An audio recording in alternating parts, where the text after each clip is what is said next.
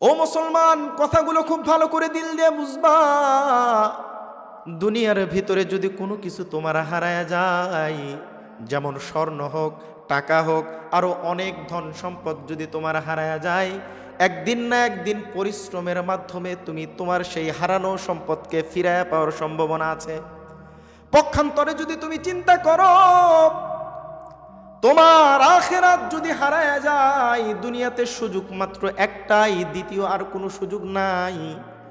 আখেরাত যদি তোমার দুনিয়াতেই হারায় যায়, মারা যাওয়ার পর কিন্তু লাইট দিয়ে খুঁজলেও আখেরাতকে খুঁজে পাওয়ার কোনো সম্ভাবনা নাই, আখেরাতকে ফিরা পাওয়ার কোনো সম্ভাবনা নাই।